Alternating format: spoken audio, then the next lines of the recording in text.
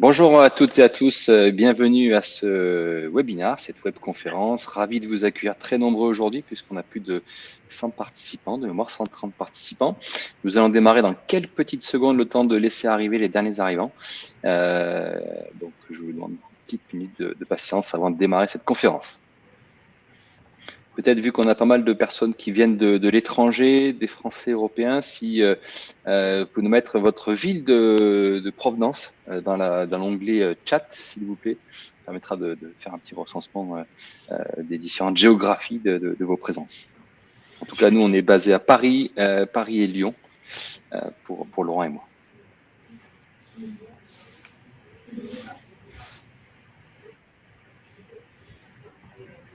Lyon, Paris, Caen, Lyon. Je crois qu'il y a des Canadiens aussi. Paris. Paris.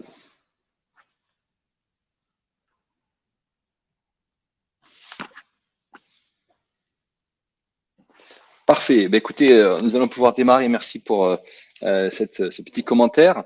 Alors, quelques mots avant de démarrer le fond du sujet sur le format de cette conférence. Donc, il s'agit d'un webinaire qui est enregistré. Nous vous communiquerons l'ensemble du replay et de la présentation. Elle vous sera envoyée à l'issue de cet échange. N'hésitez pas à poser vos questions. Vous avez un onglet questions prévu à cet effet. Vous avez aussi un onglet chat qui, lui, est plus prévu pour des problèmes techniques que vous rencontrerez. On a Alexandre et Marie-Pierre qui sont avec nous aujourd'hui, qui répondront sur l'onglet chat. Et nous, avec Laurent de Altares, nous répondrons sur la partie questions, sur tous les sujets de fond que vous pourriez évoquer. Naturellement, on aura un temps de questions-réponses à la fin de la réunion. On se permettra peut-être de prendre des questions en fonction des échanges au fil de l'eau. Et on vous soumettra un questionnaire d'évaluation à la fin de cette présentation. Ça me permettra aussi de nous améliorer. On met beaucoup d'attention dans la production de nos contenus. On est aussi preneur de vos retours, qu'ils soient positifs ou éventuellement des axes d'amélioration. N'hésitez pas, cet onglet est prévu à cet effet. Voilà, donc j'évoquais qu'avec deux onglets, l'onglet chat, l'onglet questions, privilégiez l'onglet questions pour tous les sujets de fond et l'onglet chat pour tous les problématiques techniques que vous pourrez avoir dans ce webinaire. Alors, pour rentrer dans le vif du sujet, on va commencer par se présenter. Donc, moi-même, je suis Christophe Rivéran, directeur du développement de Fluxim. On a le plaisir et l'honneur aujourd'hui d'avoir la société Altares de Dun & Bradstreet qui va venir aujourd'hui contribuer, apporter sa vision sur ces sujets autour de la donnée. Laurent, merci encore pour ta présence. Je vais te laisser te présenter ainsi que présenter Altares et Dun & Bradstreet. Merci beaucoup Christophe, merci aux équipes de Fluxim de nous partager ce moment d'espace-temps, de prise de parole auprès du marché. Et vraiment, c'est un plaisir de partager avec vous ce webinaire. Alors, vous le voyez à l'écran, Altares Dun & Bradstreet, depuis plus de 50 ans, nous sommes experts de l'information sur les entreprises, l'information B2B. Nous collectons, nous structurons, nous analysons et nous enrichissons des données B2B afin de les rendre plus intelligentes et de faciliter des prises de décision par les directions générales, les directions financières, les directions achats et même les directions opérationnelles sur les équipes commerciales ou sur les équipes procurement. Nous transformons toutes ces données via différents scores, note sur 20, note sur 100, différents indicateurs. Et nous travaillons sur l'ensemble de la chaîne de valeur de la donnée. On regardera ça dans quelques minutes. Alors, tu l'as dit, Christophe, nous sommes partenaires exclusifs en France, au Benelux et au Maghreb, donc 7 pays de Dun & Bradstreet, qui est le premier réseau international d'information B2B. Et nous avons comme clients, alors bien sûr, des grands comptes, banques, assurances, ETI, et également des PME qui ont fait le choix d'avoir une donnée plus précise dans leur gestion au quotidien, et puis des organisations publiques, il ne faut pas l'oublier. On leur offre plusieurs sources de données basées sur plus de 500 millions d'entreprises dans le monde. Récemment, nous avons annoncé sur les réseaux sociaux ce palier qui est important pour notre histoire, de disposer de 500 millions d'entreprises dans notre base de données. Alors justement, en termes de données, eh bien, je le disais, nous collectons des milliers d'informations dans le monde, basées sur 30 000 sources de données. Si on regarde sur l'Hexagone, on a aujourd'hui 900 sources de données en France. Et notez-le, nous observons plus de 5 millions de mises à jour quotidiennes changement d'adresse, changement de dirigeant, changement de statut, compliance, ESG, on va en parler. Alors, très concrètement, on répond aux enjeux qui sont liés au risque financier, connaître la santé financière de ses tiers, fournisseurs et clients, des données en lien avec la conformité, l'honorabilité du tiers, telles que notamment la loi Sapin 2 et la fameuse évaluation du tiers, ou encore des données sur l'ESG depuis quelques temps. Concernant la partie procurement qui nous intéresse, nous soutenons une grande partie des projets liés au service achat, notamment permettant d'optimiser l'onboarding des tiers fournisseurs, j'en parlerai plus précisément, ou de partager des données qui vont permettre d'identifier l'assise financière des fournisseurs et leur honorabilité. J'aime à dire cette phrase, c'est savoir à qui on a affaire lorsqu'on fait des affaires, et nos données permettent d'avoir une première image de cette relation d'affaires. Merci, merci Laurent pour cette présentation de Altares. Peut-être quelques mots rapides sur Fluxim. Certains d'entre vous, la plupart nous connaissent puisqu'on a à peu près 30% de clients aujourd'hui qui sont présents dans cette conférence. Fluxim, alors notre mission, notre ADN, c'est d'adapter les organisations achats à un monde qui change. Vous le vivez autant que nous, tant sur un plan démographique et économique, supply chain, sociologique. On voit des changements majeurs aujourd'hui dans l'organisation. Les entreprises on accompagne sont plutôt des grands groupes et grandes ETI, ont forcément besoin de s'adapter à ces changements. Et la conviction qu'on a développée depuis 20 ans, c'est que le digital est un de ces piliers de ce changement et un des moyens d'adapter l'organisation à ces nouveaux enjeux. Donc c'est pour ça qu'on a choisi ce terrain de jeu. Concrètement, on propose deux activités pour nos clients, une activité de conseil dans lequel on va accompagner l'organisation achat dans sa roadmap digitale, dans sa transformation, et une activité logicielle où là on fournit des solutions du marché, on les met en œuvre. Donc on est l'artisan quelque part de la transformation digitale. On intervient sur des grands sujets achats, alors que ce soit les projets de SRM, où on va gérer vraiment le référentiel de fournisseurs dans un objectif d'évaluation de la performance, dans un objectif de suivi de la relation fournisseur, mais des sujets très opérationnels comme des activités de sourcing, de gestion de contrat, ou des sujets de ce qu'on appelle le P2P, où là on va déployer des solutions pour gérer la chaîne de commandes et la chaîne de factures fournisseurs. Voilà, donc on est un acteur français, on est né à Paris, on a grandi depuis maintenant une petite dizaine d'années à l'international, avec des bureaux en Amérique du Nord et en Asie. Voilà, vous avez quelques clients sur la droite qu'on a équipés. Et ce qui m'amène au lien qui nous a unis avec Altares on Brad Street, c'est qu'on s'est rendu compte que beaucoup de clients nous réunissaient sans qu'on dès le départ, on le conçoive. Donc, et on s'est aperçu que finalement, entre un fournisseur de données qualitatives tel que Altares l'est, avec un fabricant effectivement et un intégrateur de solutions, il y avait des fortes connivences, il y avait des fortes complémentarités. Et finalement, on a des clients qui nous ont aujourd'hui déployés massivement, notamment le groupe Rocher, un projet sur lequel on reviendra récemment, qui a choisi de mettre en place nos solutions, en l'occurrence Evalua, c'est la solution qu'on a déployée chez eux, avec les données de Altares. Voilà sur Fluxi de manière très rapide. Alors, si on rentre dans l'agenda, dans le sommaire d'aujourd'hui, donc je l'ai évoqué, c'est vraiment cette complémentarité de nos métiers qui nous a mené à cette conférence avec Laurent et Altares. On a voulu donner un esprit très pragmatique. Bien sûr, on est là pour vous parler de notre approche, de nos solutions, de nos données, mais on a aussi voulu être très métier. C'est pour ça qu'on va être très illustratif aussi dans les exemples qu'on va prendre. Cette conférence a été construit en 3 temps. Premier temps, on va lister des enjeux que vous connaissez sans doute et les risques associés, de manière à pouvoir zoomer dans un deuxième temps sur quelles sont les données, quels sont les moyens qui s'offrent à vous pour répondre à ces enjeux de manière très concrète, quand on parle de risque financier, quand on parle de risque d'honorabilité, quand on parle de risque RSE, risque environnemental, problème de supply chain. Qu'est-ce que les données vont pouvoir apporter là-dessus? Donc, Laurent va développer un petit peu les différents sujets qui déploient aujourd'hui. Et on va zoomer dans un troisième temps sur quelles sont les solutions en termes logiciels, en termes de processus qui vont s'offrir à vous dans vos organisations. Alors, sans plus tarder, on va démarrer justement sur ce premier temps et les principaux enjeux des directions achats. Je crois que vous le vivez sans doute autant, voire beaucoup plus que nous. Jamais les directions achats n'auront été autant été mises à l'épreuve. Je pense qu'on sort d'une crise sanitaire majeure avec des impacts sur les supply chains et aujourd'hui des impacts importants qui sont en conséquence ou en cause de ces éléments sous-jacents. Donc on voit que le contexte est vraiment inédit, tant de par l'inflation, la hausse de prix. On voit des inflations réelles, d'autres opportunistes. Donc l'acheteur doit débroussailler entre ce qui est vrai, de ce qui est fondé, de ce qui est réel. On voit des pénuries de composants, de matières premières. Les semi-conducteurs étaient un parfait exemple dans l'industrie. On voit des hausses de défaillances d'entreprises, ce qui est extrêmement critique, puisque en tant qu'approvisionneur, quelque part, il faut être sûr que les chaînes soient bien alimentées en temps et en heure. Et au-delà de ces risques, on voit aussi le poids des normes, le poids des réglementations qui s'alourdissent. Et face à ces contextes, finalement, les directions achats doivent garder, voire adapter le cap, un peu comme l'image que vous avez à l'écran. C'est vraiment un élément très compliqué. Alors, peut-être une première question pour toi, Laurent, vous qui côtoyez pas mal de directions achats.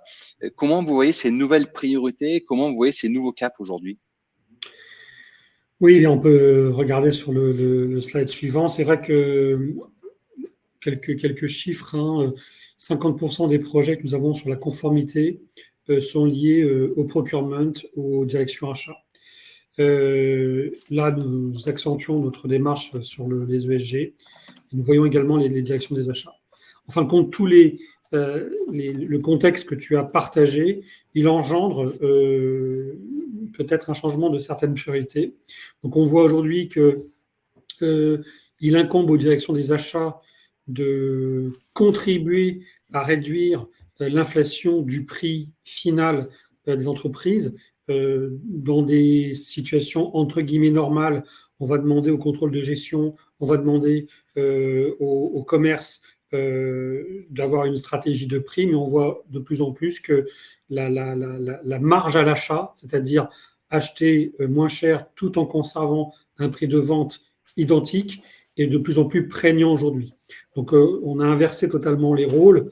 On ne demande plus au commerce d'augmenter des prix qui vont peut-être arriver à un prix de rupture, c'est-à-dire un prix où le client n'achète plus, mais plutôt à demander aux achats de réduire encore plus le spend pour là augmenter la marge. Donc on voit ce phénomène-là et on verra comment les directions d'achat peuvent faire ça.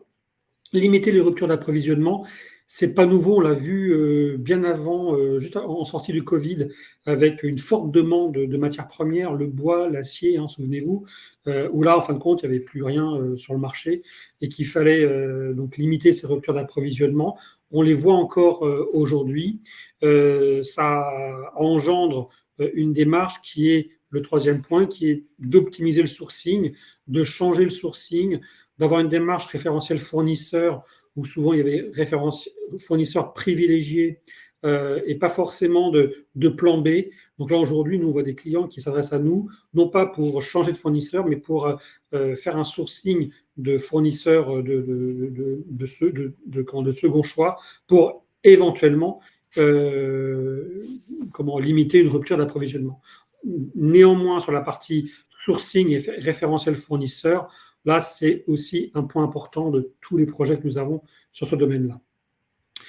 Analyser le spend, je le disais tout à l'heure, analyser le spend, notamment lorsqu'on a plusieurs fournisseurs qui font partie d'un même groupe. Là, ça concourt à la négociation, non pas avec un fournisseur, mais plutôt avec un groupe.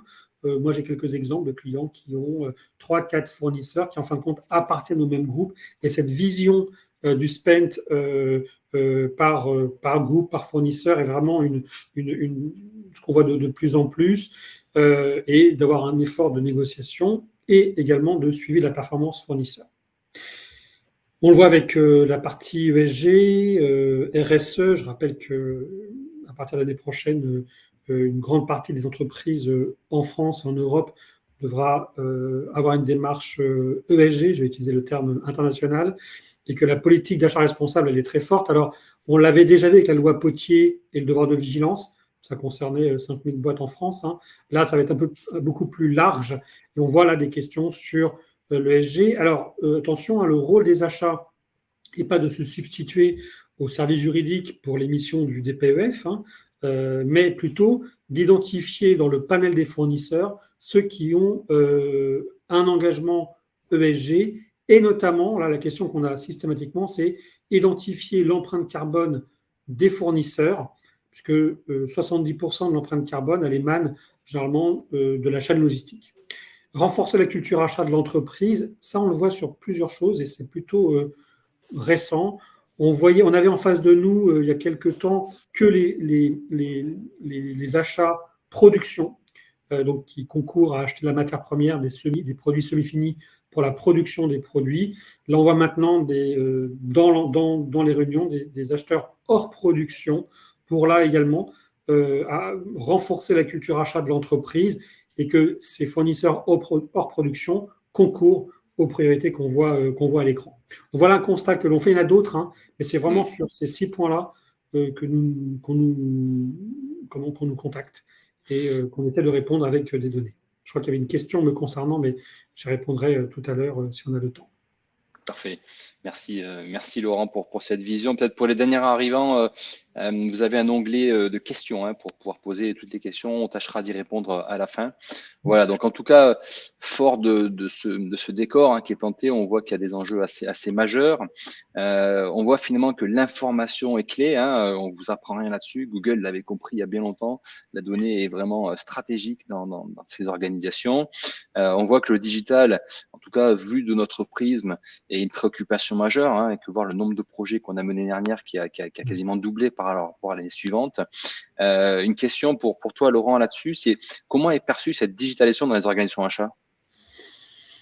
Alors, oui, ça c'est clair qu'aujourd'hui, toutes les priorités qu'on vient de voir, elles tournent autour de la donnée, du système d'information, du SRM, etc. Et que cette digitalisation, elle va venir soutenir l'ensemble de ces priorités. Bon, les chiffres, je ne vais pas forcément les commenter. Une grande majorité de tout ce qu'on voyons, c'est une priorité. On le voit pour la direction des achats, c'est une priorité stratégique, ça, c'est pas très nouveau. Attention, vous voyez, 70% dans un projet global. Donc ça, c'est par contre nouveau. Il y a les SRM, on va en parler. Ce qu'on voit aussi, c'est carrément des méga systèmes qui intègrent SRM, ERP, CRM, facturation électronique 2024, il faut commencer à s'y préparer. Donc, souvent, les directions des achats ont leur projet de digitalisation. Il va venir se greffer, s'intégrer, compléter une démarche plutôt globale. Et ce qu'on voit également, c'est que dès qu'il y a ces réflexions sur la digitalisation, alors attention, je ne parle pas d'un lien comptage-esco, ça existe depuis très longtemps, je parle de sujets beaucoup plus global. Et là, ce qu'on voit, c'est qu'au niveau des achats, on veut créer des workflows, même parfois des business process management, pas complexes, mais pas mal d'étapes, étapes aux achats, étapes en interne, la finance, et je l'ai vu hier, une solution qui intègre dans le BPM, enfin dans le workflow, les fournisseurs. Typiquement, le fournisseur, il va rentrer quelque part une information de disponibilité des matières premières pour engendrer directement dans un BPM complet un processus de production. Donc cette simplification qui a velléité à une chose, c'est d'accélérer la prise de décision pour les clients internes, c'est-à-dire les équipes commerciales et les équipes production ou d'assemblage, ça dépend des activités. Alors, je continue sur ma lancée. On a vu les priorités, on a vu cette digitalisation. Maintenant, il y a un contexte réglementaire qui vient aussi mettre une troisième dimension à tout ça. Alors, la loi Sapin 2, je rappelle 2017, évaluation du tiers fournisseur.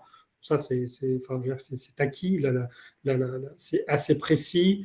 Les dernières études de l'AFA montrent que à peu près 40% des entreprises qui aujourd'hui sont en rendez-vous. Devoir de diligence, loi Potier, ça concerne, j'allais le dire à l'imparfait, mais ça concerne encore 5000 entreprises. RGPD, c'est plutôt la partie département juridique. RSE, attention, donc c'est l'année prochaine, avec le DPEF, mais avec une forte identification de l'engagement RSE des fournisseurs.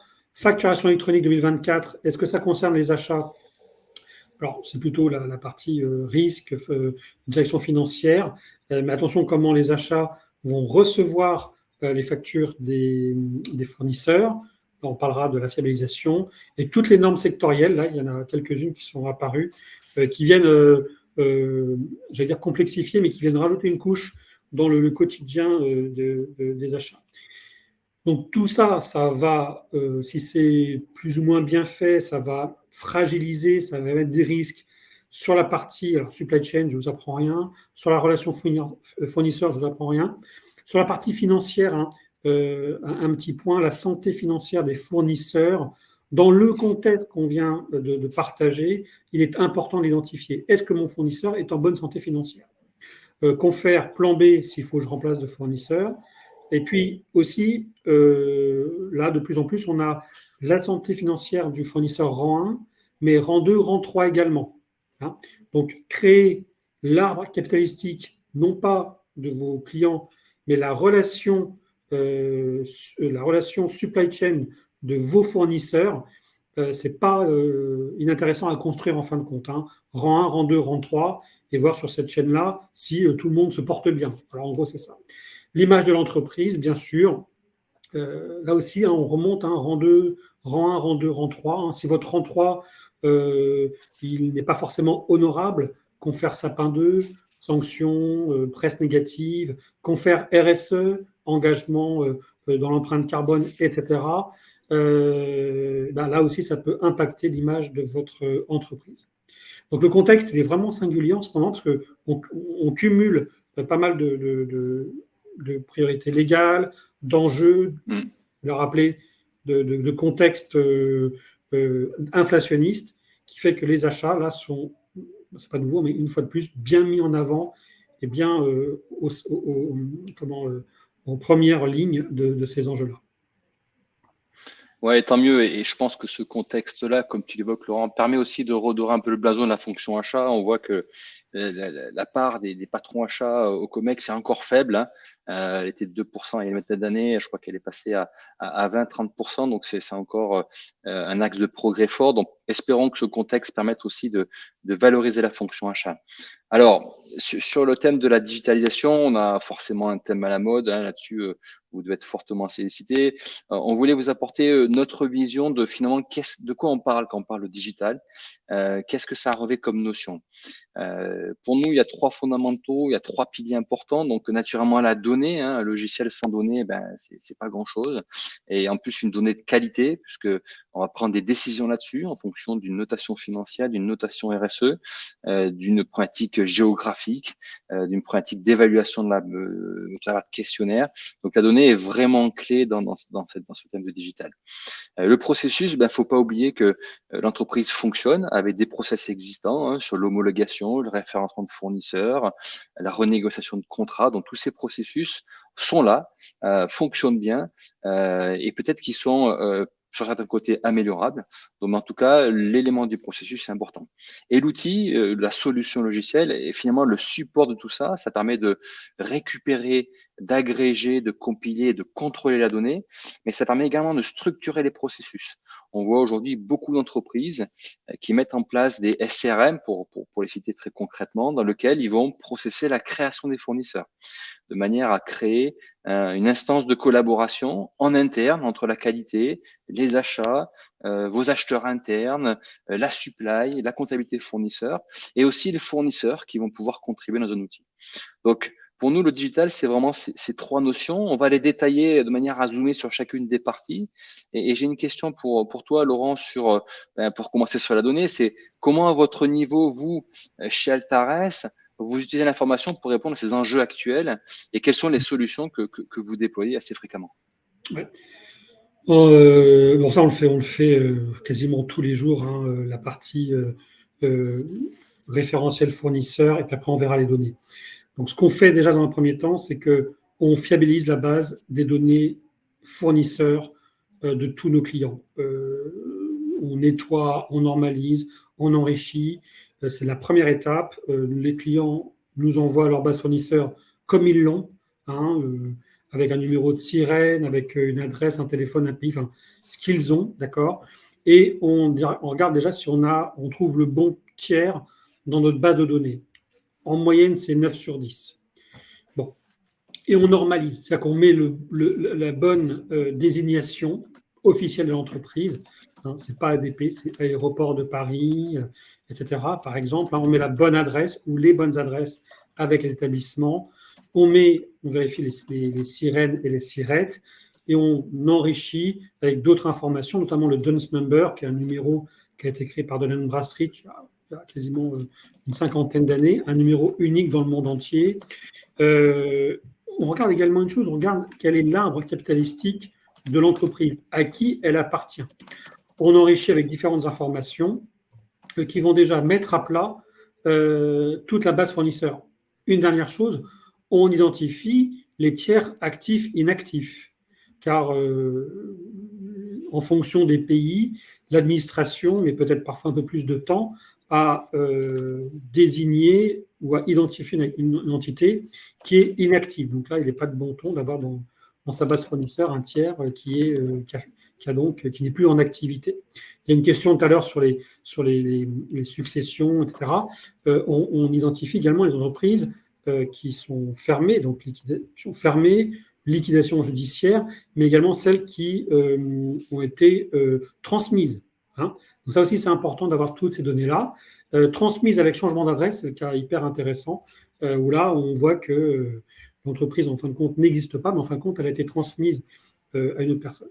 Donc, cette fiabilisation, elle est nécessaire, ça se fait assez rapidement chez Altares. Le diagnostic est gratuit chez Altares, donc vous nous envoyez votre base de données, il y a toutes les informations sur le site web, et on vous envoie un beau PDF avec un diagnostic. Par exemple, sur votre portefeuille de fournisseurs, quelle est la couverture d'un score ESG, hein, quelle est la santé financière, avons-nous des informations permettant de calculer un score de conformité. Bon, on ne vous transmet pas les résultats, mais on vous donne une photographie de votre base. Bon, ça, c'est pas mal. Et ça, c'est impératif dans toute votre démarche de fiabilisation, d'onboarding des fournisseurs, c'est ce qu'on recommande. Alors ensuite, on va parler des données. Donc ça, c'est le slide suivant.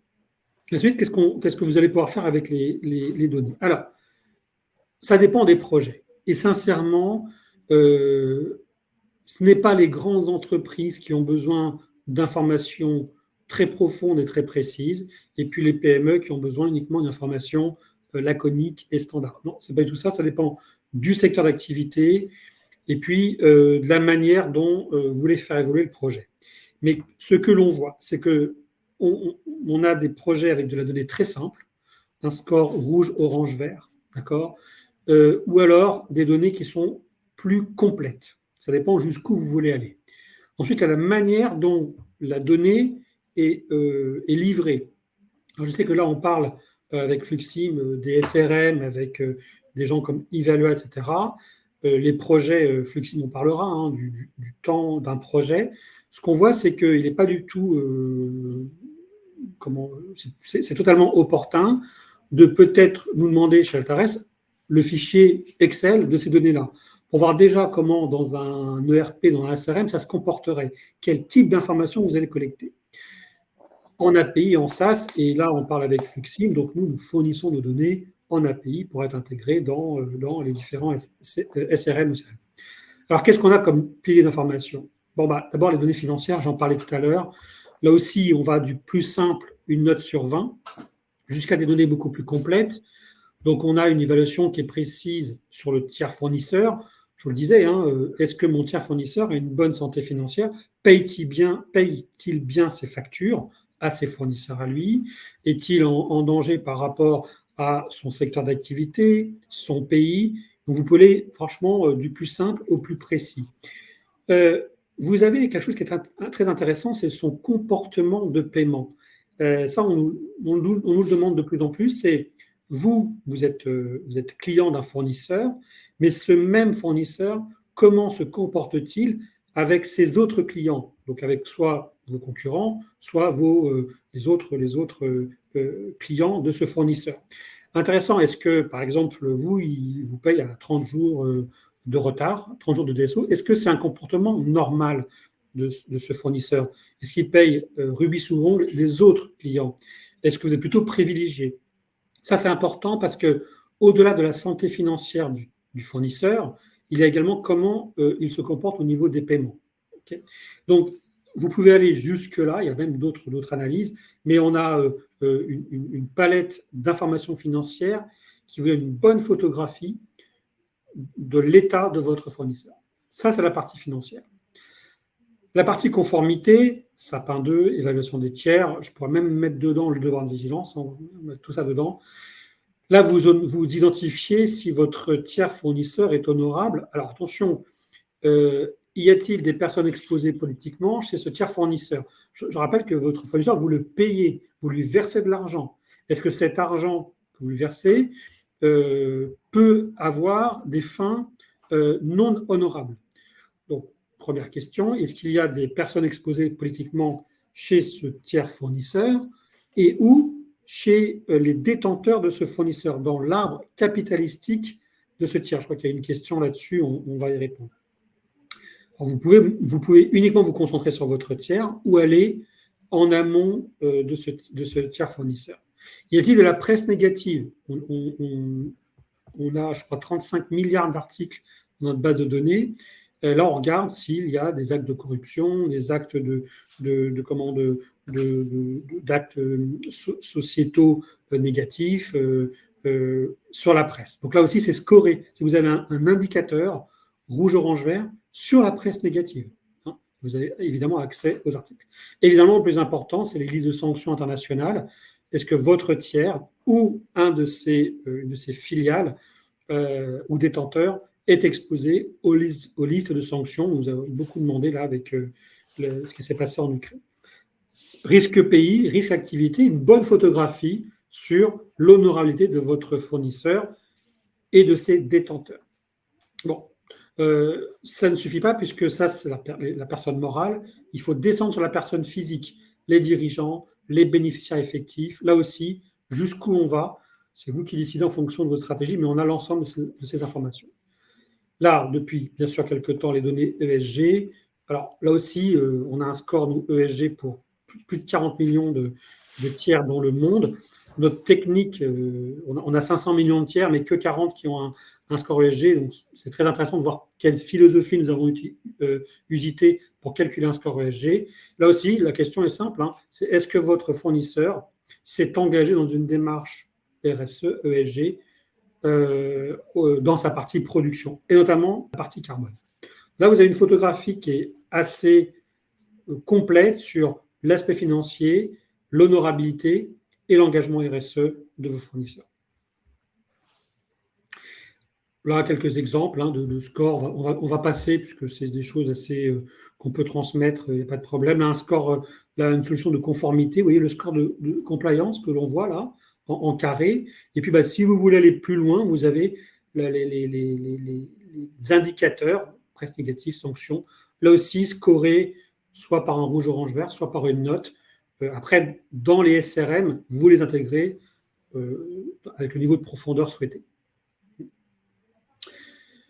Alors, sur l'ESG, une note de 1 sur 5. Là aussi, soit vous prenez uniquement la note de 1 sur 5, soit vous allez identifier dans environnemental, social, gouvernance, qu'est-ce qui fait la note. Donc, par exemple, dans notre solution, le 1 est une bonne note, le 5 est une mauvaise note. Mais une note de 4, par exemple, qu'est-ce qui fait que ce tiers fournisseur n'a pas forcément un score ESG satisfaisant? Pareil, si c'est une note qui est de 1, donc plutôt très bien, mais qu'est-ce qui porte le score? Est-ce que c'est donc le E, le S ou le G? Et même, vous pouvez même descendre dans tous les critères qui sont sous-jacents, on en a plusieurs centaines, pour voir quels sont les critères qui permettent d'avoir cette note-là. Voilà. Soit une note simple, soit on peut descendre plus ou moins précisément. Par contre, ça dépend du reporting que vous voulez faire et de l'exploitation que vous voulez faire. Avec des petits graphiques qu'on voit sur le côté, tout ce qui est data visualisation, on maîtrise tout ça sur l'ensemble de nos piliers. Et enfin, sur le slide suivant, tout ça s'orchestre avec, je le disais, entre CRM, ERP, SRM. ce qu'on voit de plus en plus, c'est bien sûr une seule base de données fournisseurs qui va être dans le RP ou dans le SRM, pas le CRM, hein, et qui va venir alimenter en temps réel, hein, l'ensemble de vos solutions. Alors, la confère, évidemment, tous les enjeux qu'on vient de dire, mais surtout également la facturation électronique qui va arriver et qui nécessite d'avoir des informations, numéro de TVA, etc., à jour. Alors, quand on parle de SRM, eh bien, le lien est tout fait, puisque Fluxim, hein, c'est aussi son rôle de pouvoir intégrer, développer, partager les solutions de SRM, notamment sur Evalua. Ouais, tout à fait, Laurent. Merci pour cette contribution. Une toute petite parenthèse, tu as parlé de réglementation 2024 facture électronique. Alors, c'est un sujet qui est essentiellement comptable, comptabilité fournisseur, finance, mais les achats ont quand même un devoir de regard, j'aimerais dire là-dessus, puisque les factures en France, à partir du 1er juin 2024, vont devoir s'échanger de manière électronique avec un calendrier qui s'étale sur 3 ans. Vous avez sur notre site Fluxim un replay qui décortique cette réglementation en 40 minutes. Donc, n'hésitez pas à nous solliciter ou on vous enverra le replay pour pouvoir vous informer si vous ne l'êtes pas déjà. Alors, c'est vrai que Laurent, tu as beaucoup parlé de la donnée comme maillon essentiel de la gouvernance, de la gestion de ce risque. Mais finalement, on voit que dans la pratique, cette donnée est extrêmement atomisée. Hein. Si on prend les référentiels fournisseurs de nos clients, il n'est pas rare d'avoir 2, 3, 4, voire 5 référentiels entre la comptabilité, les achats, la qualité, les stocks, la supply. Et on voit qu'il y a une difficulté, dès lors que l'information est doublonnée, de pouvoir piloter ses achats, de pouvoir piloter son spend, de pouvoir orchestrer son sourcing de manière efficiente. Alors oui, une des bonnes pratiques d'une digitalisation d'achat, c'est de centraliser l'information, dans une solution SRM, hein, pour reprendre le terme à la mode. L'objectif d'un SRM, c'est quoi? Concrètement, c'est de centraliser et de piloter la donnée fournisseur. Beaucoup d'organisations aujourd'hui mènent des projets dans lesquels le référentiel fournisseur maître est gouverné par les achats, avec la collaboration des différents services. Mais en tout cas, il y a une volonté d'unifier, de centraliser les référentiels dans un SRM qui va venir irriguer les différents systèmes d'information de l'entreprise, la comptabilité bien sûr, mais les différents systèmes aussi métiers qui demandent et qui consomment de la donnée fournisseur. Alors, dans le SRM, on a forcément cette notion d'agrégateur, hein, des référentiels internes, d'agrégateur de la donnée externe, hein, type Altares, mais il y a aussi d'autres fournisseurs plus spécifiques sur d'autres sujets qu'on va pouvoir agréger dans la partie SRM. Mais le SRM sert aussi de support au processus. Dès lors que vous créez un fournisseur, dès lors que vous évaluez la performance d'un fournisseur, dès lors que vous voulez référencer et homologuer un fournisseur, vous allez avoir un outil qui va servir de support à votre processus pour avoir une réelle gouvernance et une réelle traçabilité. Voilà, donc dans le SRM, on va retrouver aussi cette notion de cartographie des risques. Ça, c'est quelque chose qui est important, de manière à avoir de manière visuelle sur des familles d'achats, sur des catégories spécifiques, les indicateurs risques essentiels, avec des systèmes de notification pour que vos acheteurs, vos catégories managers soient sollicités à bon escient en fonction d'un événement. Un événement peut être une modification de ratio financier, un événement BODAC, voilà, qui peut permettre d'anticiper des éléments de crise financière. Ça peut être des éléments sur des documents légaux qui sont obsolètes ou sur, comme tu l'évoquais tout à l'heure, Laurent, des personnes exposées publiquement, politiquement. Donc voilà. Donc ça permet d'avoir une proactivité en structurant l'information fournisseur et en gérant vos référentiels dans une guide de livre. Alors, à noter un point, la solution SRM, c'est un peu les fondations du SIHA. Vos équipes font un travail récurrent sur chercher des fournisseurs, contractualiser, les évaluer, gérer des litiges, mettre en place des plans de progrès. Donc tout ça, c'est des parties qu'on retrouve dans un logiciel achat au sens global. On va parler de S2P, source to pay, hein, c'est un terme qui est aujourd'hui installé dans le quotidien des acheteurs, des solutions qui vont permettre de structurer l'ensemble des processus. Et la première étape, naturellement, si on veut avoir un sourcing efficace qui s'appuie sur des données fournisseurs fiables, si on veut mettre en place des contrats sur des données aussi qui sont tangibles, encore faut-il avoir un référentiel unifié, gouverné et contrôlé. Alors, c'est vraiment les fondements de tous les processus d'achat, hein, qu'ils soient analytiques ou transactionnels. Souvent, des écueils qu'on rencontre dans les directions achats, c'est le sujet de l'analyse de dépenses. Dès lors qu'on veut construire un tableau de bord, on se heurte à des difficultés, soit une obsolescence des informations propres aux fournisseurs parce que il est doublonné, parce qu'il n'est pas rattaché au bon groupe. Ça aussi, cette ramification des filiales à des groupes est importante parce que l'analyse des dépenses peut être tout aussi faussée en fonction de ces critères-là. Donc voilà, l'élément SRM est névralgique et s'inscrit dans une démarche plus globale de digitalisation.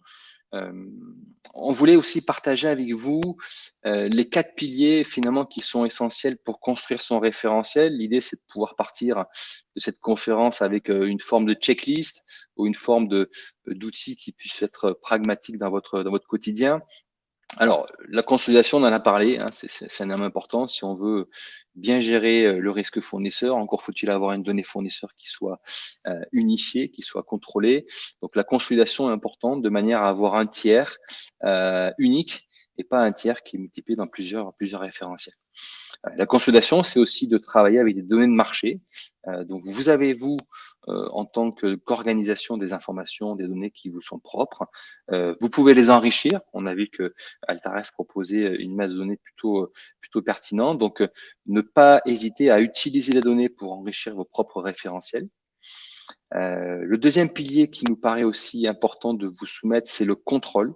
Donc, le but, c'est avoir une information qui vous serve et qui vous serve au quotidien. Donc, on peut mettre en place des notifications, des alertes en cas d'événement. J'ai déjà évoqué tout à l'heure. Et on peut aussi, quelque part, à la création de fournisseurs, venir mettre en place des process automatisés. Un exemple très lambda en France, lorsqu'on va créer un fournisseur, on va s'appuyer sur un numéro de SIRET et ce numéro de SIRET va aller chercher des informations sur des bases légales telles que Altares. Troisième pilier, le partage de l'information. Alors, si le référentiel reste aux achats, c'est un peu dommage puisque la donnée est consommée par l'ensemble des contributeurs. Donc, aujourd'hui, il faut que ce référentiel soit ouvert vers les différentes populations dans l'entreprise, de manière aussi à éviter les achats sauvages, hein, de manière à pouvoir partager vos référencements. Et enfin, le partage se fait aussi au niveau du fournisseur, à qui on peut déléguer une part de la mise à jour des informations ou venir le faire contribuer des questionnaires, des enquêtes qui vont venir enrichir notamment la politique RSE dans la qualification de ce fournisseur. Voilà, et le dernier élément, des choses sur lesquelles vous êtes forcément sensible, la gouvernance. La gouvernance, c'est aussi un élément important, de manière à savoir à qui appartient la donnée, qui est le responsable, quel est le processus et quelle est la traçabilité associée, de manière à ce que le processus soit itératif et soit dans une démarche d'amélioration continue. Alors, on a parlé de solutions logicielles. Quelles sont, de notre vision, en tant qu'intégrateur de solutions, puisqu'on déploie un grand nombre de solutions du marché dans des organisations achats. Le SRM, c'est naturellement le support. Maintenant, ça reste un logiciel, c'est pas un magiciel. Donc derrière, il faut aussi activer d'autres éléments. Donc la donnée, on en a parlé. Un logiciel sans données, finalement, ça va pas être très efficient. Mais aussi l'élément de processus qu'il faut avoir en ligne de compte, de manière à ce que votre cadre de travail, à ce que vos équipes sachent ce qu'il y a à faire de manière efficiente. Alors, comment finalement on travaille sur ces processus?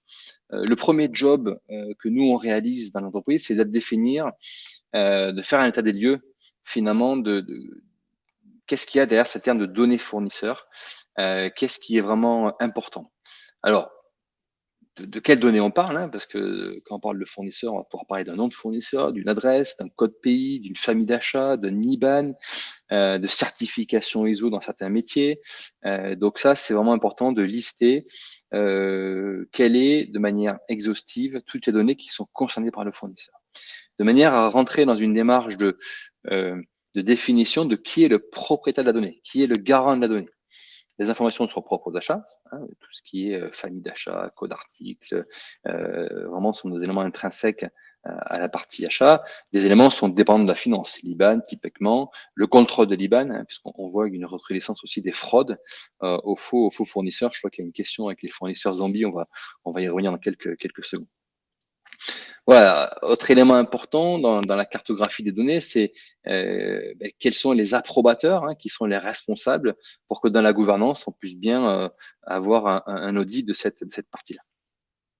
Alors, deuxième prérequis sur les processus, c'est déjà de les définir en sous-processus de manière à vraiment rentrer dans le détail.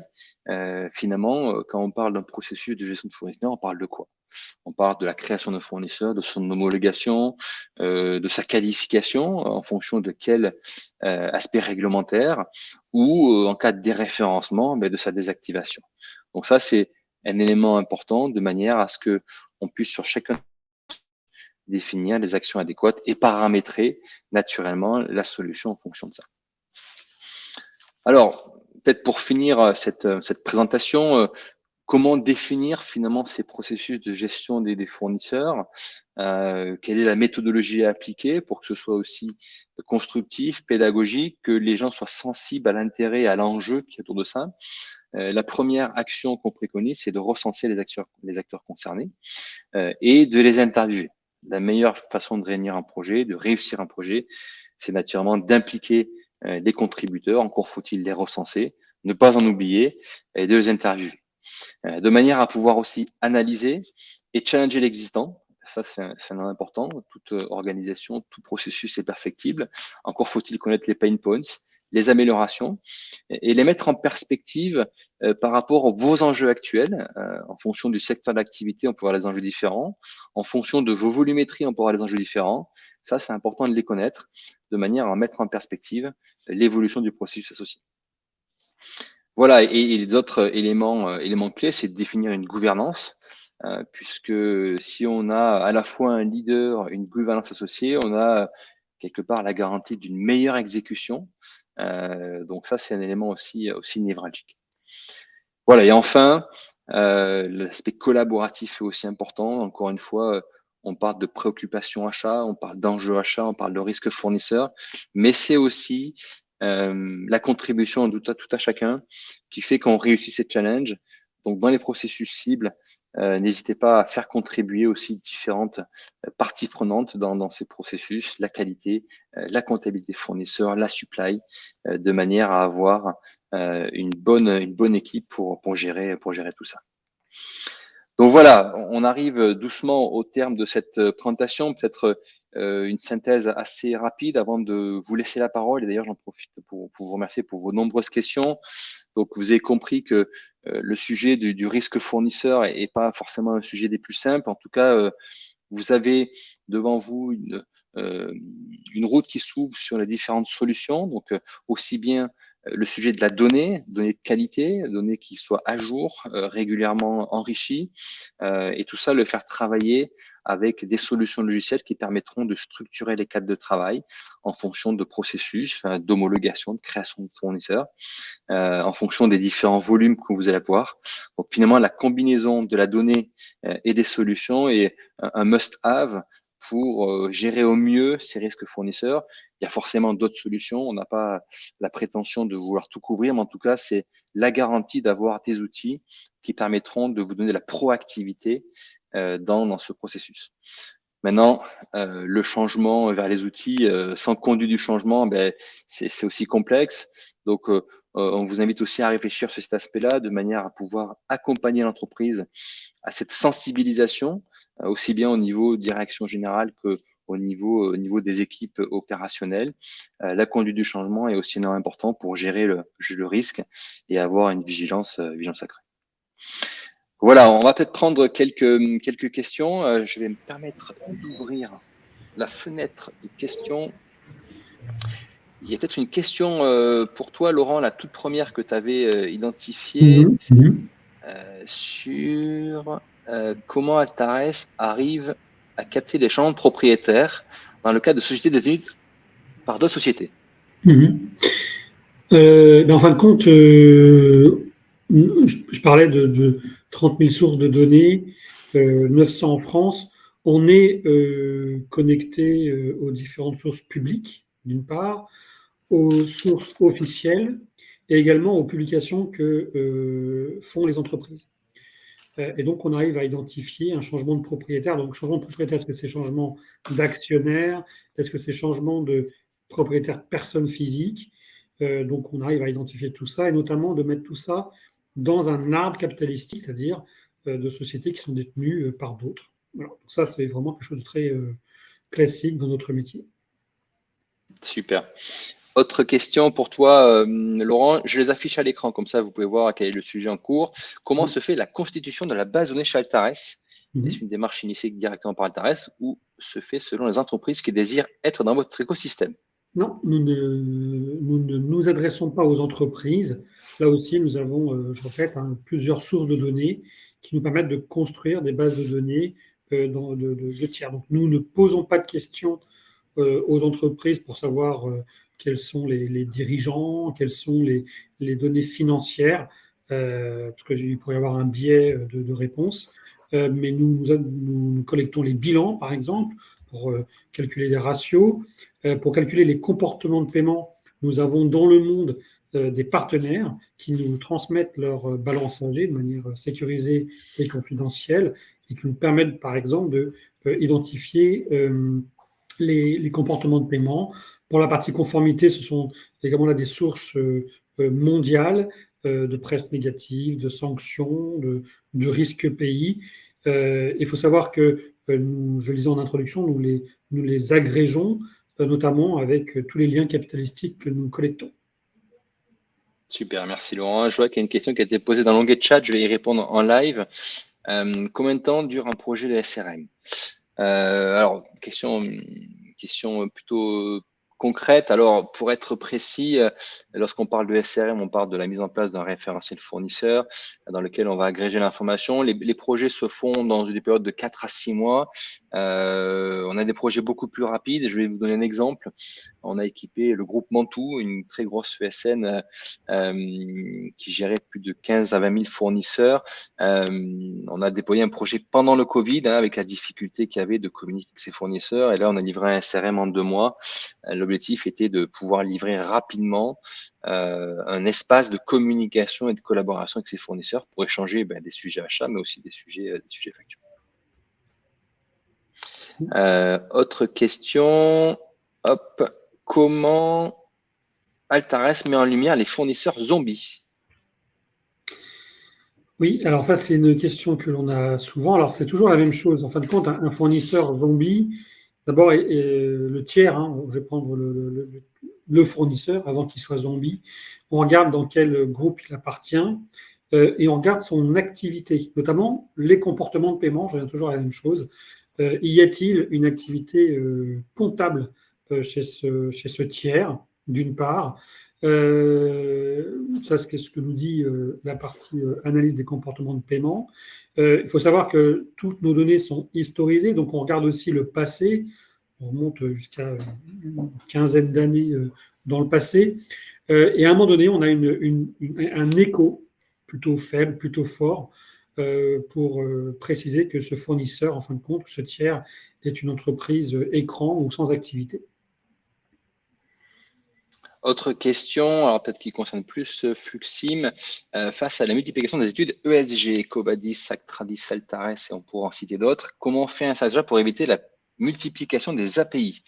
Alors, très, très bonne question. Alors, c'est vrai que nous, ce qu'on constate finalement, c'est que il n'y a pas un fournisseur donné, et ça, vous l'avez bien vu.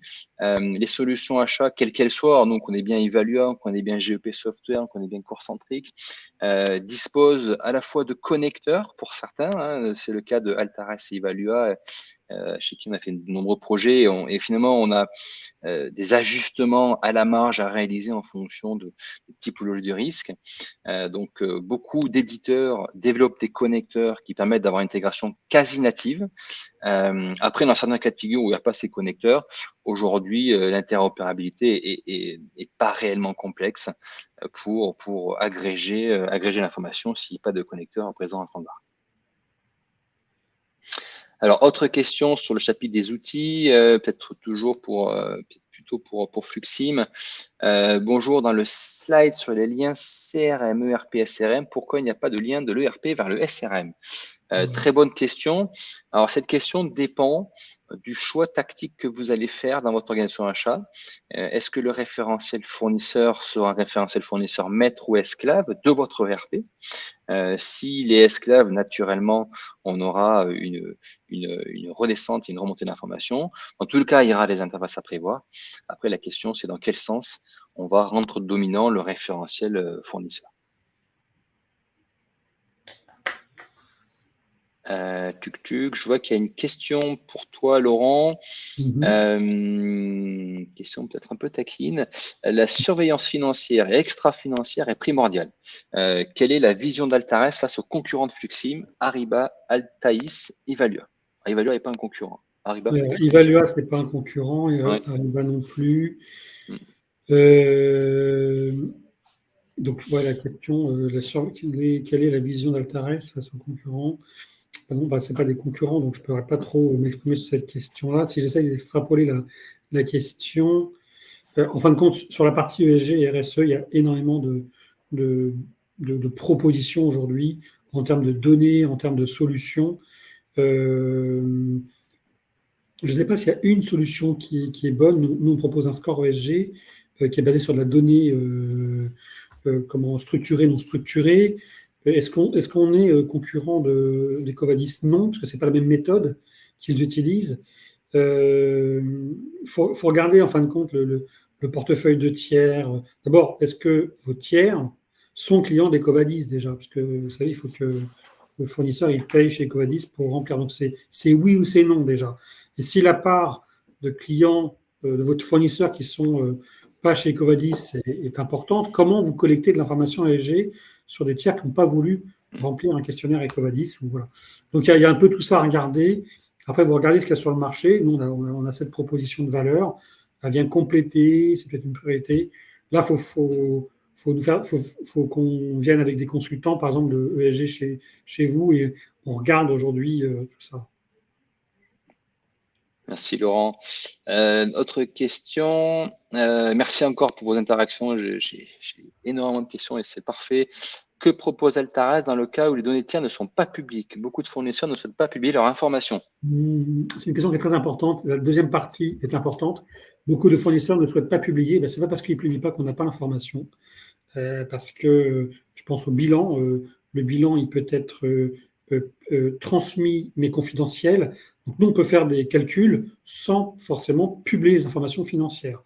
On respecte le choix de l'entreprise de ne pas publier son bilan, mais celui-ci est néanmoins accessible pour faire des calculs. On parle de données là, la question, c'est les données qui ne sont pas publiques. Alors nous, on a un service d'enquête. Je vous le disais, on a également des comportements de paiement. Je vous dis, on n'a pas forcément toujours toutes les informations, mais sur nos 500 millions de tiers, on a toujours un score de solvabilité qui est plus ou moins profond. Donc là, après, ça dépend quelles données souhaite ce participant. Alors, beaucoup de fournisseurs ne souhaitent pas publier leurs informations. Moi, je pense que c'est des fournisseurs qui ne souhaitent pas publier leurs informations. Mais on a ces ratios d'entreprises qui publient, qui transmettent, qui partagent. Voilà. OK. Alors, peut-être une question sur la méthode qui rejoint un peu la précédente, Laurent. Sur quelles données se base Altares pour calculer le score ESG, quid des données sociales? Ouais, ouais. Alors, en fin de compte, il nous faudrait énormément de temps pour l'expliquer parce Hmm. que on a de la donnée structurée, non structurée, on utilise de la donnée DB, de la presse, l'outil de NLP, par exemple. J'ai encore présenté notre offre ESG la semaine dernière, une grande entreprise. Enfin, avec la question-réponse, il nous a fallu 1 heure et demie pour partager. La question est très importante puisque il y a pas mal d'acteurs qui sont sur ce marché-là et vous allez voir plusieurs acteurs, hein, Altares et d'autres, et on n'a vraiment pas de souci. Posez bien la question comment est calculé le score ESG. On a plaisir à partager comment c'est fait. Là, en quelques minutes, on n'a pas le temps, mais juste une chose, données structurées, données non structurées. Déjà, regardez s'il y a bien ces deux pans-là. Les données sociales, elles sont publiées par l'entreprise. Même question que tout à l'heure, quand elles sont accessibles. Il y a la presse qui est un bon indicateur aussi. Et puis, ce qu'il y a aussi, tout bêtement, une entreprise qui, sur leur site, un fournisseur qui, sur le site, n'a même pas un paragraphe sur sa démarche sociétale, sa démarche environnementale, là, ben, c'est une information. Donc, quand on l'a, on l'exploite, mais quand on ne l'a pas, on l'exploite aussi. Voilà. Peut-être avant-dernière question pour respecter le timing, Oui. peut-être plus une question pour Fluxim. Pour l'évaluation des risques et toutes les analyses qui la sous-entendent, selon vous, est-il plus pertinent de développer dans le SRM ou de plugger une application spécialisée au SRM pour l'alimenter? Alors pareil, ouais, je vais essayer de petit challenge de répondre en quelques secondes. Bon, l'intérêt du SRM, vous l'avez compris, c'est d'avoir une donnée centralisée qui va venir de sources externes, Altares, Ecovadis et d'autres acteurs beaucoup spécifiques. Mais ça va être aussi d'agréger vos propres évaluations internes, vos questionnaires de référencement. Donc, l'intérêt du SRM, ben, c'est quelque part de faire l'agrégateur et de définir des processus aussi. Donc, ce qu'on voit, nous, de la fenêtre aujourd'hui, c'est plutôt un schéma où c'est le SRM qui va centraliser et qui va venir redistribuer une information qui a été raffinée finalement par vos soins et qui a été contrôlée par vos soins. Peut-être dernière question. Hop, alors, excusez-moi, je vais devoir faire un choix. Hop, on a répondu. Hop. Alors, comment aujourd'hui arrivez-vous à budgéter cette interaction de vos compétences? SRM plus CRM égale ERP. Alors, j'entends la question plutôt sur l'interaction des compétences de Altares et Fluxim. En tout cas, c'est comme ça que je lis la question. Je ne sais pas si Laurent, tu vois pareil. Oui, c'est ça. Non, mais, franchement, budgétiser aujourd'hui des projets d'intégration de données dans un ERP global et dans un SRM, dans un premier temps CRM, enfin, c'est pas du tout compliqué à faire. Franchement, on a assez d'expérience et de cas pour partager ce qui se fait dans les entreprises, pour budgéter. Nous, sur les projets d'intégration des données dans un SRM, on est du premier rendez-vous au Go Live à 4 mois, par exemple, avec les recettes, etc. Honnêtement, on remarque que 90% des données qui sont demandées, c'est toujours les mêmes. Donc, on a les paquets de données qui sont prêts à l'emploi, etc. Non, c'est pas trop ça le sujet. Le sujet, c'est la. Voilà. Il y a d'autres sujets après tout ça, mais non, moi, c'est pas une difficulté, en fin de compte. Super. Ben, écoutez, merci beaucoup Laurent de ta participation. J'étais ravi d'animer cette conférence Merci. avec vous. Un petit mot de la fin. Merci à tous pour votre présence. Vous étiez très nombreux et merci pour votre contribution. Nous allons vous envoyer un questionnaire. On sait que vous en recevez beaucoup, mais si vous avez quelques secondes à nous accorder, ce serait très sympathique pour qu'on puisse aussi nous évaluer. Vous évaluez des fournisseurs. Ben, on aime bien aussi être évalué pour les prochaines conférences qu'on animera. Donc encore un grand merci. Une très bonne journée à vous et naturellement, nous sommes à votre disposition si vous souhaitez approfondir tout sujet à votre convenance. Merci à vous, très bonne journée. Merci. Au revoir.